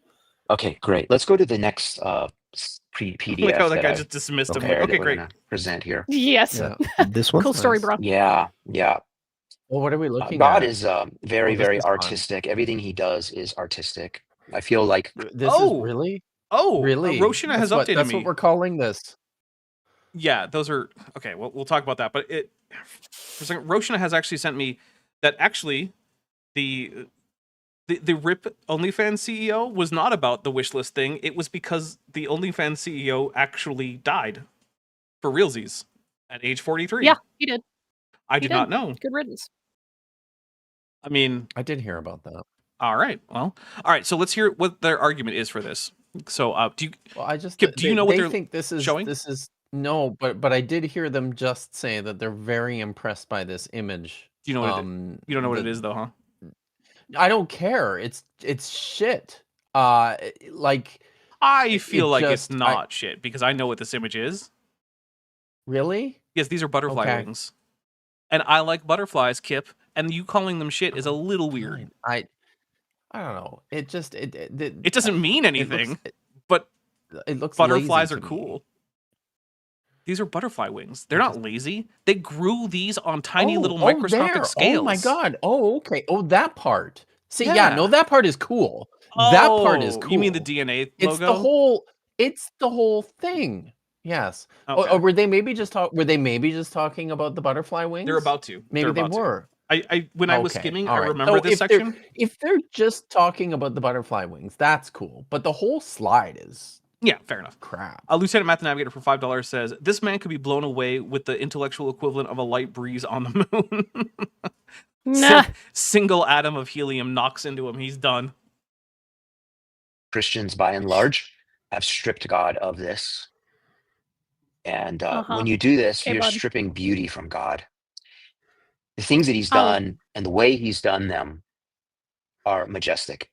And the more we allow him to just blow our minds, the more we can really fall in love with him. What he means is the more that you become amazed by random coincidences that don't mean anything, the more you'll like his version of God, which See, I was thinking you could probably, I have a feeling that you could make a cool picture like this using most alphabets. See, that's the thing they're going to talk about. This is one of the few things I actively remember from this thing when I skimmed it. They're going to talk about the alphabet connection here, and we're going to get into seeing alphabet characters on natural objects. We're going to get into that. Might not be today because I don't know how fast they're going to go. With God, because we all want beauty. Okay. Men pursue beautiful women. Women pursue beautiful men. Yeah. Okay. No. This is Look, I'm not going to pretend that attractiveness doesn't matter in dating or anything, but it's weird that that's the first place you're going. It's like way lower though. It's not. It's not for a lot of people. Well, there are shallow. This is like a sociological fact. Yeah, right? It's not that most people's top priority. No. You pursue beautiful houses, beautiful cars, beautiful restaurants, beautiful culinary presentations. I don't know. We are inextricably created to design. Stop, because it is stopped. How entitled do you have to be to, fail to be blissfully unaware of the fact that 99% of people who live on this planet and who have ever lived on this planet are just getting whatever they can to survive and to make their life better. No. So many people just can't afford. I don't remember the last time I actually went to a restaurant. Beauty. Yeah, it's a good, Although I will say I do have a minimum acceptable level for a restaurant. Like if I walk in and it's filthy and the floor is sticky, I'm out. But it's not a super high bar and it doesn't have to be particularly pretty. All right. Fire beauty. Oh, Lieutenant Math Navigator for $5 says, so these guys think God loves both Arabic and Roman numerals. I mean, I ran across that this very week. Dapper can attest. I was pulling up these records from San Luis Potosi, and I was like, I can't make heads or tails of this date notation. What the F is going on? So I started, Googling around, trying to find, people talking about it. And of all things, an Instagram reel had somebody dissecting what was happening. And it turns out in the early, to mid-colonial period, a lot of Spanish language colonial vital records, like baptisms and things like that, they would combine Roman numerals and Arabic numerals. And also an older form of Arabic numerals. This looks like and it's an older form of Arabic numerals. So I was like, is this a 3 or a 4? And I think we decided eventually 4 it was a 4. Yeah. But they wrote the Roman numeral X for 10, and then they wrote the Arabic numeral 4 to indicate 14. And I was like, what? Why? Yeah, it's absolutely absurd. Also, here's a weird thing. So, Arabic numerals are actually numerals from India, right? Mm. And I don't know if you know, but the various Abugidas in India are pretty much all read left to right. And so even in an Arabic text, if numerals come up, which by the way, the Arabs actually usually use their own version of Arabic numerals, are not identical to the ones we use in the West. But the numerals themselves are read left to right within the right to left text. Yeah, it's like so annoying. That's another thing that happens with Hebrew as well. You'll see them writing right to left, but then you'll see numerals and it's left to right, and I'm just like, I can't with this. Yeah, it's Lieutenant Math Navigator for $2 says, Vishanti, that is completely cursed. It is. Yeah, it's it was a lot because woo, just Yeah. All right, we're gonna hit play. Beauty's not wrong. The scriptures talk about the beauty of his holiness. That's a term from the scriptures. Okay. So the more we allow God to fascinate us, They don't even know what that means. No, but no. Beautiful, and we're going to experience tasting God, which is going to have an effect upon us. What does it taste like? Yummy. Probably salty. It's pretty. Seems to get angry a lot. That's so true. I mean, they probably did do salty. salt in some of the offerings. There you go. See, he also probably has like a smoky thing because of all this, pleasant aromas. Yeah. That's just burnt meat. Yeah. You know what? I bet God would like his steak well done. Hey. Oh, yes. Gross. Love. I know. And nothing's stronger than love. You know Love what? is strong. Y'all can hate on well done steaks, but if the chef knows what they're doing, it's still juicy and tender. Yeah, you can have a well cooked, well done steak, but I feel like it's basically impossible for a I just don't know that a well done steak to be as good as an equally well prepared, like medium rare steak. But for 200 Argentinian, I'm not going to stop people from eating what they want to eat. I'm just saying, like, I judge people at restaurants if they cannot maintain the juicy and tenderness of a steak when I order it well done, because all of like the bloody juices and whatever, it upsets my tummy. Rando from chat for 200 Argentinian pesos says, the reason I took not watched is because I wanted to send the AIG thing here. I want to say the AIG thing here in it. Right, got it. I taught Latin and then asked a Mexican student if they knew someone who spoke it. They offered that course for me to take as payment for my classes. Oh, that's pretty cool. Yeah. Lieutenant Math Navigator for $2 says, no, you fascinate women with a piece of cheese. I've also read this spell. Correct. That is, in fact, how that works. You may fascinate a woman with a piece of cheese. That is correct. Wow. Okay. That's actually that's one of the tests that they do to see if someone is actually someone who should come out as a trans woman. Is if this person can be fascinated by a piece of cheese, that's someone who hasn't come out yet but is a trans woman. This is totally new information. Yep, it's a foolproof test for a. So what do you just see if someone's a woman? Any cheese? Any cheese? Well, it has to be a piece of cheese. Can't be a whole wheel. Just piece of cheese. So not soft cheese. I mean, that is a piece, just a large one. Okay. So soft cheese counts. And it's just any cheese, any woman, cheese. any cheese, any woman, and what do? You just you cut the cheese. You take the cheese. Clearly, someone has never fascinated a woman with a piece of cheese. Yeah, this seems pretty obvious. Never. You just hand her the piece of cheese, and if she's fascinated, then you have a woman on your hands. Give it to her. Yeah. Okay. Yeah. See what. Interesting. What Matt Walsh failed with his "What is a Woman" documentary is he never asked anyone who knows like sorcery, because the obvious answer is a woman is anyone who's fascinated by a piece of cheese. Got it. Okay. Simple as. Doesn't matter what your anatomy is. Doesn't matter what your birth certificate says. That means David Lynch could be a woman. Yeah, David Lynch. He liked cheese, and he continued to eat cheese. To eat cheese. Yes. Mm-hmm. I'm still stuck on this well done steak thing, because I don't believe I've ever had a good that's unfortunate. Well done steak. I've had many a good and delicious, juicy, well done steak. That's fine for you, but now I'm thinking it's probably not easy. I know it's not.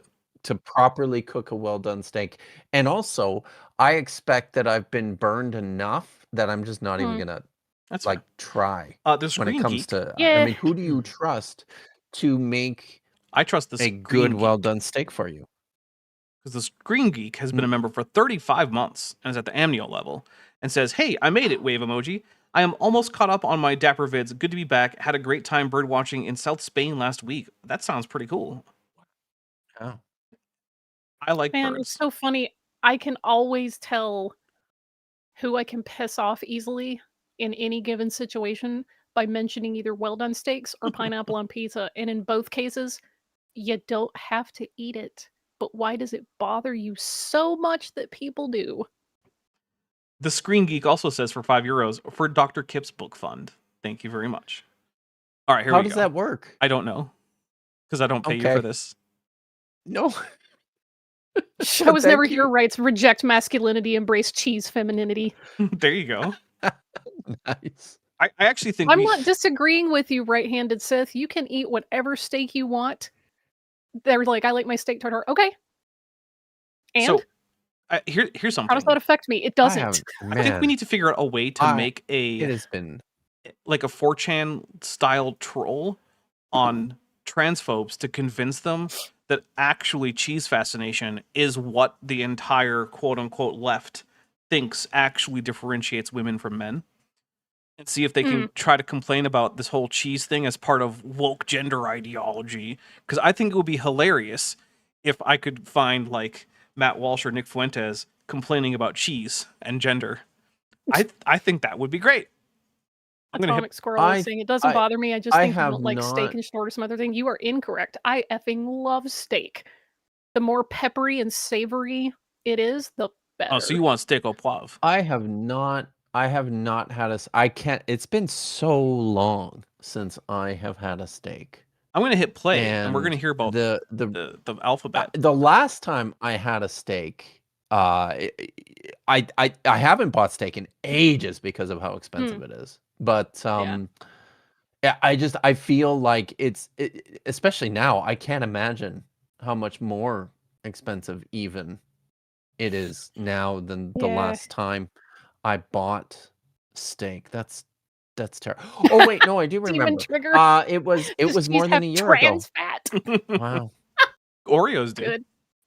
All right, here we go. Driven the grave, right?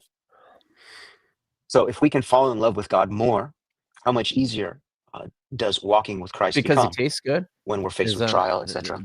We're connecting. So let's take a look at some beautiful things that God's done here. Oh, here we go. This right here is a picture of butterfly wings. Mm-hmm. You'll notice that you have the alphabet on here, A through Z, and you have 1 through 9 and the 0. Mm-hmm. These were all photographed by a man. He's passed away now, named Sel Sanved. Yep. And he was a photographer, and he explored and he found on the wings of butterflies the English language. Okay, so first I want to point out those are Arabic numerals and not Latin the letters. English language. No. Yeah.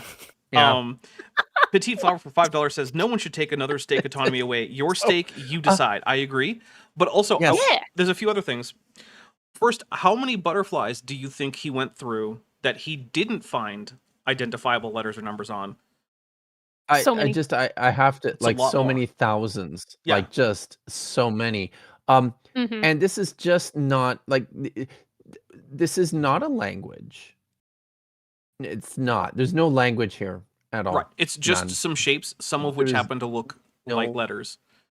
And also, even if they're letters, even if we say they're letters, that's not a language. And also, if you, I want to point out a few things like the M, the N, the V, the 1, all of those are cut off, which means that probably if you zoomed out, you would see that it's actually not a single shape. It's a part of a larger pattern. Yeah. Lieutenant Math Navigator says for $2, Paradolia, I choose you. And here's another thing I want to talk about. Are you guys aware of the phenomenon of people finding Allah written on things? No. Can we see that? So seems like a plausible thing because of the way the letters are written.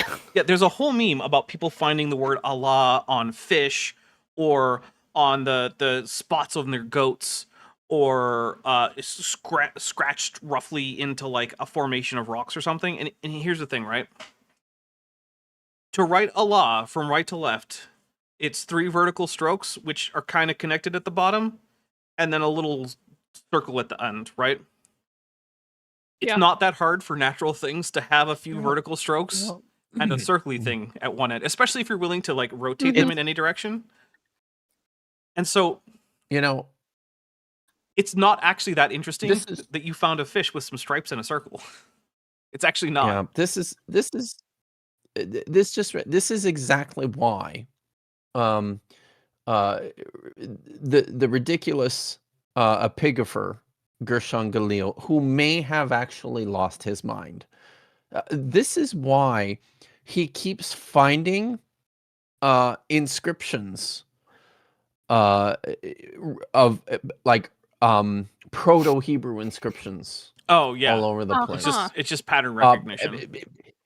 But importantly, they all have just a ridiculous over-representation of the word arur, which means curse, which is formed by an aleph, a resh, and a vav. Like only those three letters, and they're just like in like a proto-Hebrew scripts, they're mostly just straight lines, it's right? like a triangle and some straight lines. Yeah, it's not even a triangle; it's like a V shape. Yeah, but yeah. So wow, that's it's the fun. same thing, and it's what's happening here, right? Sometimes in a world full of semi-random events, a small subsection of the semi-random events will suggest a pattern to your brain. That doesn't mean anything on its own. I also wanted to mention that when I lived in Norway, I was hiking Prekteskolen with my son. This is Pulpit Rock. This a very famous, incredible natural cliff platform thing on the edge of a fjord in Norway, just outside of Stavanger. And on the way up, I saw a rock that had like a lichen growth thing. Is that, what would you call that? Like a lichen thing on a rock. I don't know the technical term. It was a perfectly formed post-Herodian sheen. Perfect. Absolutely perfect. I was so impressed by it. I took a photograph, and it was this was like this was kind of in the very, very early days of my social media usage. It was one of the very, very first Facebook posts that I ever made. It yeah, I like it. Thank you. So, but perfect. A perfect post-Herodian sheen. By the way, I want people to in Norway. I want people to Google Allah fish, ALLAH fish. Oh, because some of the examples you will see, and they are not even very much like the word Allah. Like you'll struggle to actually see where it even is, and some of them even give you examples of like how the word is actually written, and it's like I don't think this is it. But it's the same phenomenon. Arrow Dodger for $4.99 says, "Bro, actually, he'd say weird and rare Minecraft gems in the shape of Jesus and the alphabet prove the Bible." Yeah, he probably would actually. Notch is actually secretly a prophet of God, and any Minecraft seed that secretly has the word Jesus anywhere in it in rare gems, yeah, that's actually Notch telling you that God is real. That's how it works. I mean, a lot of these are just not even close. Right. Like, it doesn't matter though, because people want to see it. It's like the Jesus on the toast. If you want to see it enough, you'll see it. There's actually an entire episode of It's Always Sunny about the same phenomenon where they're like, "Hey, does that water stain in the bar kind of look like the Virgin Mary?" And the answer is, yeah, kinda. So they start a scam shrine to scam Catholics out of money. Because the water stain kind of vaguely looks like the Virgin Mary, until, of course, the senile priest urinates on it, at which point it no longer resembles the Virgin Mary, and they have to shut the whole thing down. Are you kidding me? No, that's what you're looking at here. Every single one of these is a butterfly wing. Mm-hmm. Oh, look how blown away. That's and true. Someone can say, well, that's coincidental. Yeah, John, we will say that. Here's the reason. Because so many more butterfly wings don't, and also the things that you're seeing are taken in isolation, and when you zoom out, the resemblance is lost in many cases. And also, there are other shapes that you could identify as being from other alphabets, and that doesn't mean anything either. You said it earlier because I was failing to pay attention to this because I was just so distracted by the rest of the slide. But this is just a really clever, talented artist. Yeah. Right. Like that's all this is. That's it. It's also the drudgery of sifting through probably millions of butterfly That's part wings. of it, though, isn't it? Oh, yeah. Like, just, I mean, I think it's just because to be, yeah, because you have to, like, you have to work hard. Yeah, the impressive thing here is the artist. These things. Like it's that. actually not the butterfly wings. Not at all. The butterfly wings are cool. I'm sure they're very cool. pretty. Yeah. But, like, of course, this just doesn't mean anything. And if I wanted to sift through millions of butterflies to find the Hebrew alphabet, I'm sure I could. And if I wanted to sift through millions of butterflies to find the Greek alphabet, I'm sure I could. And fortunately, a bunch of them are already right here because a lot of the capital Greek letters are the same as capital Latin letters. But, like, if I wanted to sift through and find, like, hiragana characters, I'm sure I could do that too. It doesn't mean anything. Lieutenant Math Navigator for $5 says, a water molecule looks like Mickey Mouse. All hail the mouse. That actually is proof that that Disney is in fact in charge of the universe. At least they want to be. Wait a minute, but are we sure? Because there's the thing in isn't there like the chromosome or the are you telling me that you think water or something? Are you telling me you think water molecules have chromosomes?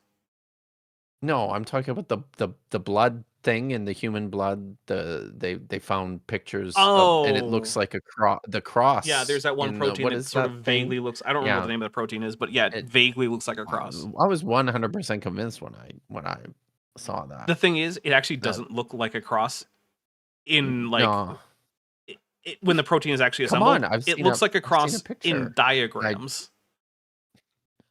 I saw a picture. These are appearing on the wings of butterflies. Or you could say that this is exact from God because God's language is English. Somebody needs to tell them to go and find the butterflies. Do these guys understand how many languages are written with this alphabet that aren't English? It's so many. It's so many. Basically, any language that's written down that is either in Europe and not Slavic, and sometimes is Slavic, or that's been written down like anywhere in the Americas, almost certainly is going to use the Latin alphabet. As a result of various things like the Roman Empire, modern colonialism, things like that. Like, there's a reason that Nahuatl also uses this alphabet. And it's not the King James Version of the Bible. And also, this is an alphabet that was not developed to write English. It actually kind of sucks for writing English. Not a great alphabet for English. In their own King James Version, in their own 1611 King James Version, it preserves letters of the old English, like of the old alphabet that we just that are not here, that we just don't use anymore. Yep. Right? Like that's. Where's the long S? Wow! Guys? Like, why is there? Could they have picked a bigger fail? It would be almost impossible. This point. Yeah. And Revelation 5:1 shows that anyone, which is what we just covered on the previous slides, anyone who's willing to believe is going to see evidence and have their faith built. See, here's the thing. I am willing to believe this. If you could provide me something that isn't like, well, we cherry picked a verse from Revelation, we lied about what was happening in Deuteronomy, and then also butterfly wings sometimes have patterns that vaguely resemble letters from an alphabet that was not originally designed to be used with English. Those are your arguments so far. Those aren't good arguments. He just really he just really misspoke there, didn't he? He meant to say anyone who's determined to believe. Yeah. DM Wing says justice for Thorn, and I agree, justice for Thorn. Did you know that Thorn is the only letter whose lowercase letter is actually taller than its uppercase letter? The only one? Yeah. Huh. Yeah. Yep. Okay. Because lowercase Thorn has an ascender and a descender, but uppercase Thorn only has an ascender, no descender. Yeah. Lieutenant Math Navigator for $5 says, butterflies have Italian characters, the language of the divine pasta, and all hail the flying spaghetti monster. Yeah, there we go. Ramen. Is that not at least equally good evidence for that, for the flying spaghetti monster? It seems like it. Yeah. Sure does. Not see evidence and harden their heart and come against God's revelations. So this is really telling because Remember, anyone who's not convinced by these guys are actively going against God's revelations because of their hardened heart. That's what's happening right now. You might think that you have a sincere disbelief in this because of the atrocious level of the evidence provided, but no, that's actually your wickedness. It's probably actually just that you're horny. Because that's what it usually comes down to whenever Christians say, oh, you just want to sin. What it comes down to is like, I think you're horny. That's unacceptable. Yeah. How dare you? It's kind of like Apple. Apple's always trying to make sure the internet is like minimum horniness level possible. And it's like, guys, you're not going to win this fight. They're going to find ways to get around these problems that you've presented them. Yeah. This would then also predate the Bible here, because when God created these butterflies, English would not be a language that would be spoken as we should think it be spoken, unless. What does that mean? As we should think it be spoken? English as she is spoke? Oh. That's what I heard. Yeah, that might be what they're trying to get at. Maybe really what God did, or what he should have done, what would have been better, is if he took a Portuguese to French phrase book and then just word for word switched out the French words with the dictionary equivalent from English, and then just gave us that. Word for word? Yeah. And then you would get English without... Oh, damn, you missed it. Oh, sorry. How did you miss it? I don't know. I don't even know what I missed. I'm going to hit play. I'll do it again. English was the language of the Garden of Eden. Word for word. And that's what we're going to take a look at here. Thank you. Because when God's holding the book in his right hand, the 1611, predating the Hebrew. Lieutenant Matt the Navigator for $5 says, let's see something more coherent like a phrase book written by a man that didn't speak a phrase of English. All right, I like that. Let's do it. Which also unleashes you guys, by the way. Oh, brilliant. I mean, I already dropped the F-bomb like super early in the stream, but I did too, but I feel like it was a very warranted drop. My bookmark has dropped out of the book, so now I have to figure out where the heck I was. Say fuck. Say fuck. You have to say fuck because I don't have to say anything. Yes, you do. You need to say it. Fuck. Fuck, fuck, fuck. People paid. They paid. They did. Say it. Come on. Did 4 to dine. Oh, okay. I found where we are. All right. We're going to start with 4 to speak French. Okay. How is the French? Are you too learned now? I could to tell some words that I know by heart. Not apprehend you. The French language is not difficult. How did this guy not realize what was going on at this point? Whatever. I don't know. I know it, and she had great deal of agreeableness. Who I would be, if I was know it. It must to study for learn it. How long there is it what you learn it. It is not yet a month. How is it called your master? It is called apostrophe. I know him it is long. He has teached a many of my friends.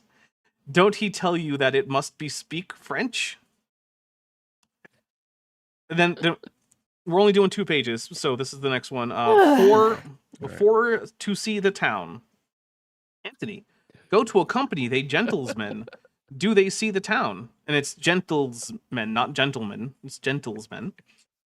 We want to see all that is remarkable here. That's remarquable. Remarkable. Nice. That's a good word. Admire his masterpiece Gothic architectures. That's architecture apostrophe S there. Yep. Just, okay. The chasing of all they figures is astonishing indeed. The streets are very laid out by line and too paved. And that's too paved. Like, they need to cut back on the paving. Like, guys, this is too paved. We need more dirt. There is it also hospitals here? If not fail them, what are then the edifices the worthest to have seen? It is the Arson Hall, not Arsenal, Arson Hall, the Spectacles Hall, the Cusum House, and the Purse. Gonna make sure you see the purse whenever you go out into the city, guys. So that is English as she is spoke, which might be more coherent than anything that's going on in this video. Oh yeah. Yeah. Sure. Yeah, I've got, I think, at least one super chat. Yeah, Pibblepunk for $2 says, and I am, but that's irrelevant to the topic. I don't remember the context for that. I'm sorry, Pibblepunk. Me neither. But thank you very much. And I do have to update the counter here. Who knows? Maybe we'll get free pizza for Bent. We're not terribly close, but it's not impossible. All right, here we go. Hebrew book. My messenger that is the king of Israel in Hebrew is going to be holding in his hand. We're looking at English. And so it would make, from that viewing point, would make it absolutely normal that God would put English on the wings of butterflies. DM Wing says, are these paired with phrases in another language? They were originally, but in the print that you can normally find online, they're not. They're just presented in the English. They would have normally been paired with Portuguese. And then put butterflies in Adam's garden. It would be totally normal. So here's the thing. We're imagining a scenario where God is like, okay, English is the language that I apparently have just created. I don't know why God would create such a crazy language as English. Which, hey, God, if you're listening, I want to point out that 6 should be the maximum number of vowel phonemes in a language. 6. Not like seriously 20-something. That is absurd. What are you doing? Why would you make that the language that you want everyone to learn? 6 is the maximum. And yes, that means if you have a five vowel system, you do not get to have contrastive length. I'm sorry. Just stop it. Don't do it. Be more like Spanish. Or like Arabic, which has 6 vowel phonemes, 3 vowel qualities, and contrastive length. That works too. Those are your options. You can do a 3 vowel. Yeah. You can do a 5 vowel, or you can do 3 vowel with contrastive length. Those are the only acceptable vowel systems. You can have some diphthongs for, like, as a treat. Let's take a look at this and let's see what God was doing in the creation of Adam. This is what he. Why is the picture am I looking of the at? butterfly wings on his forehead? Oh my god, what is happening? T-pose to show dominance. I'm just taking a drink because I have no idea what the hell is happening. I'm excited about this. What is this fucking AI Vitruvian man nonsense? What is happening? Oh my god. Lieutenant Matt's Navigator for $5 says 6 is the number of the maximum, and the number of the counting shall be 6. Wait. 7 is right out. Thank you very much. Wait. Oh, but I feel like we already know what's happening with the numbers on the text, though, right? Because when you count forward, okay. Yeah, when you count forward, you get to 16, and when you count backwards, if you count, well, I think if you count backwards 16, you do also, you end up on 12, but close enough, right? Okay. So that's, I think that might be where we're going. Okay. Yeah, we're just doing more numerology. I mean, why just wouldn't that, we, right? Yeah, we might as well. What? This image is still just throwing me. Breathe into his nostrils. I also like that this guy's muscles just end at the base of his neck and he has no skull. True. All right. This is the most important verse on the creation of Adam right here. Okay, here we go. This is it. This is the one. Yeah, this is the one. You might have thought it wasn't. You might have thought like Genesis 2:8 or 6 or something. No, you're wrong. And the Lord God, it's pretty important. Man in that it describes the whole thing, pretty much. The ground. So, yeah. And breathed into his nostrils the breath of life, and man became a living soul. Now, first of all, this is and we demonstrate with all authority at the museum that the chapters and the verses are inspired by God. With all authority, guys, at the museum. He's proclaiming this ex cathedra. He's got all the authority. Don't worry about it. Royceland for 50 Nokias. I'm just gonna go with Nokias because I'm not sure. I'm sorry. Says, serious question: do these guys actually believe this, or is this a grift for making their followers even more stupid? Norwegian Kronos. Yeah, that is it. I don't actually know. Here's the thing. It's definitely a grift. Well, so whether they believe it or not, it's a grift. I feel like grifts have to be dishonest. They have to be intentional. Oh, yeah, but There's so many ways to be intentionally dishonest. The thing is, I don't know the degree to which they actually believe this. The thing is, looking at the museum website, this guy is not charging a lot of money for like tickets or tours or t-shirts or anything else, right? Like everything actually seems to be pretty reasonably priced. And I can't imagine that he's getting like thousands of visitors, right? So if it's a grift, it's a really shitty one because they're not making much money on it. You could be like grift supplements, right? Just make everything an ad for like testosterone boosting whatever bullshit, right? That's a better grift if you're just gonna grift.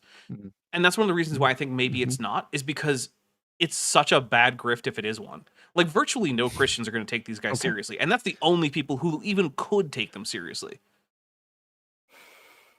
So like I don't know, but it's also so stupid and so obviously wrong that the idea that they sincerely believe it is also hard to believe. But then again, flat earthers exist, so like I don't even know anymore. Human stupidity is actually the secret to unlocking infinite energy. We just have to figure out a way to harness it and make it do work. That God is using, he's divided the chapters and verses and is using those to contribute to the revelatory matters. Right, because in the 1611 there is chapter versification, even though that's a late addition to the Bible. Okay. Oh, but God's using it, Dapper.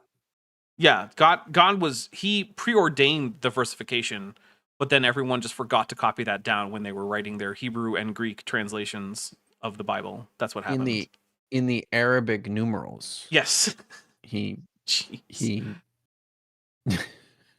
Also, the King James ordained it. Mostly uses Roman numerals, not Arabic. Oh, does it? Yeah. The chapters and like the book headings, like first and second, whatever. That's all done in Roman numerals. I don't remember the verses though. The verses might be in Arabic. We did see some pictures earlier. Yeah, but I'm not going to scroll all the way back to find them. No. I hope we see of his 1611 King James Bible. So we note where things are placed, and we gain wisdom again from counting, as it says in Ecclesiastes 7:27, counting one by one to understand a matter. This is wisdom. So the first thing I want to bring out, what that. Yeah, I want to get him to the argument, because then we can talk about it for a second, and we're going to wrap things up. So I want to get to the argument. I want to know, what is his point? I've got a few slides here. Okay. Is that you have to understand that when God teaches, he starts with easy, and then he graduates you into more difficult levels. This is how we put kids through school. We start them in kindergarten, where they have their ABCs, their 1, 2, 3s, and pictures. Oh my God. And then we take those 3 categories and we start growing it. Eventually, the ABCs become English literary class. The 1, 2, 3s become geometry, trigonometry, all kinds of complex mathematics. The images that are in the kiddie books in kindergarten, that becomes art class, where eventually you have a Michelangelo, right? Make a fucking point. And Da Vinci, it's doing things very comprehensively in art. So all of that grows. And to give you an example, the number 7, almost everybody quickly cleaves to the number 7, where they're like, oh, that's spiritual perfection is what they normally say. To be more exact and precise to the scriptures, it's spiritual completion is what it is. Things completed in time are associated with the number 7. And that's very well established by the first 7 of 6 days of creation, 1 day of rest, 7. There's completion in time. 1 week of 7 is completed in time. And usually people can latch onto that because that's very, very simple. God's made the 7s very, very simple to look at and to recognize that, God's emphasizing the number 7 over and over and over in the Bible. But when you get into other numbers, it's not so simple, like the number 27. So I'm going to be teaching you quickly on the number 27. 27 is the number of inspiration. All right, this is it. The scriptures being inspired by God. We find out that man was inspired by God. The same thing. 27? 27 words? Hey? I see that there's 27 words. I just don't know what the significance is. But it's Genesis 2:7. And it has 27 words. Is that it? Is that the whole thing? Oh my Lord. I don't know, but I'm gonna hit play. That's part of it. That is absolutely part of it. Get out of here. Is given by inspiration of God, that God breathed into the scriptures, is the same thing that took place with man. God breathed into man, making him an inspired being. So when we look at the number 27, we're looking at the number of inspiration. Is that because this is the 27th verse? It's not. I don't. And you'll see. Oh my God! But it's Genesis 2:7. That's why it's Genesis 2:7. It has 27 words in it. It's. Come on, it's all coming together. It's Adam. He does so with the Revelation verse being in a 27 spot, a 2 and a 7. Genesis 2:7. And then again, Hebrew, Greek being translated into English, the Jew and the Gentile being made one in Christ, Christ's language. How does that come into his this? tongue of heaven, What did where he what came did he from. just say? What does that mean? What did he just say? That You know, I'm the Jew and the Jew and the Greek Gentile are becoming one or something in Christ. but by I guess all becoming where, Christians. I guess. Okay. I'm just gonna finish my drink. Kip, go talk about what you have coming up while I finish this drink. I'm out of here. Oh my God, I'm so into this, dude. Okay, fine. I have a stream. Streams coming up this week. There will be another episode of Kiriati Brit on Thursday evening at 5:00 Pacific, 8:00 Eastern. We are still reading through the incredibly good story of the ultimate badass Rahab. It's so good. So we're going to continue with that, and then we'll be back streaming on Friday. I'm still doing some scheduling for that, but it will probably be a continuation of some stuff with Wes Huff. But I'm sorting out exactly what at this point.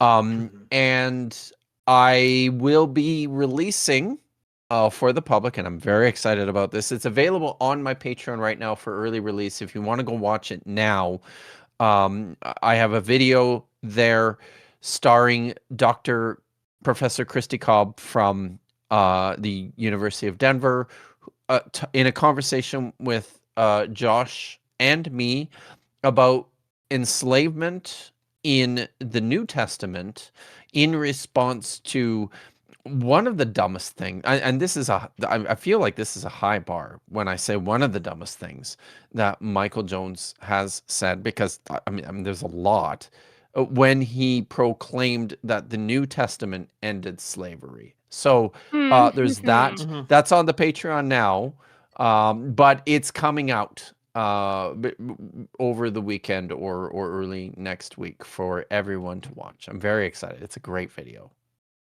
All right. Vish, you got anything for us? No. Okay, that's nothing. fair. Nothing major to report. All right. Prostutnik Volgan Jelts -4 H4P, sorry, for 50 sex. Thank you very much. Might be Yelts. Yeah, that's a good point. Says, I speak a language with 6 close front vowels out of 20-ish total, 2 lengths and 3 degrees of roundedness, and we have phonemic tone. Nope. No thanks. That I'm trying to think.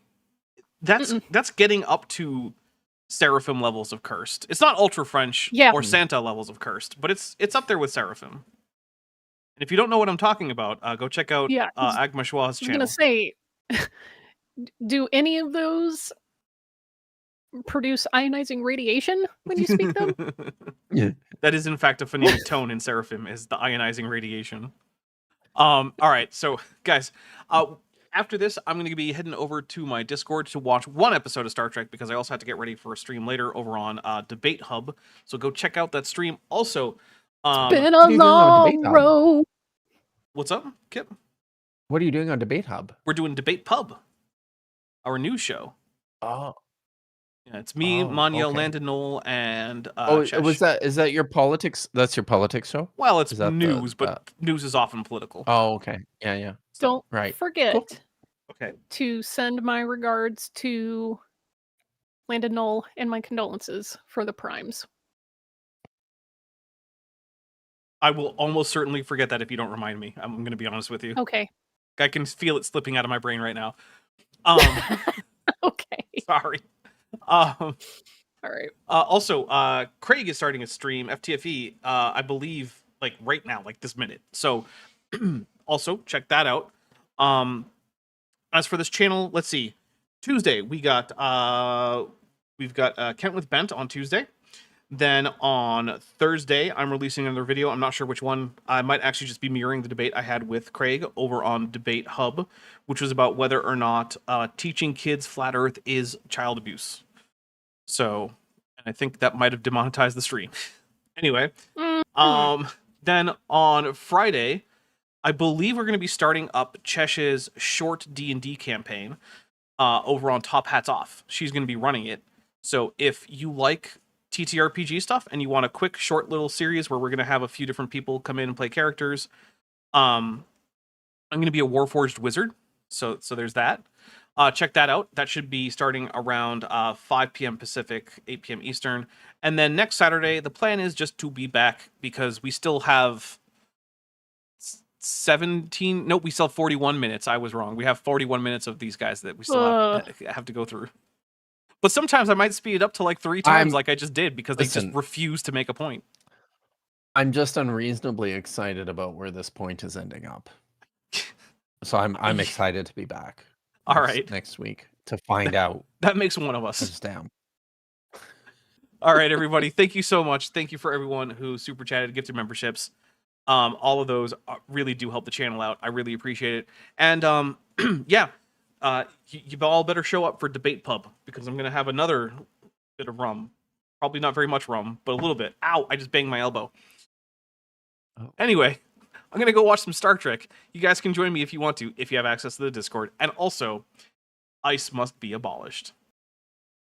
Hey, before you leave, I just want to take a second to thank my patrons and channel members, especially those pledging $20 or above. Sealoof, Benthovend, Tapioca Weasel, Michał Dominiak, Sphincter of Doom, Regios, Landon Knoll, Ian Chen, Eleron Teller, Phil Rivara, Kelvin Brostock Van Manen, David Hercules, Joshua Geese, Dan Sheedy, Pegajace, The Plastic Mouse, Arrow Dodger, Gordon Loves Science, Amber Athelian, Prixie Purple, Agricola Sequa, Me, Myself, and I, Fits of Rage 23, Edwin M., Kenneth Swanson, and John Ackerman. It's because of my channel members and patrons whom you're seeing on screen that this channel can stay afloat. Without you, it would all shut down. If you want to join the team, there's a link to join the channel below this video, and there's a link to join the Patreon in the description. On the Patreon, you can get a 15% discount for pledging annually, and either way, you get early access to virtually all of my scripted videos months before they come out for the general public. Thanks for watching.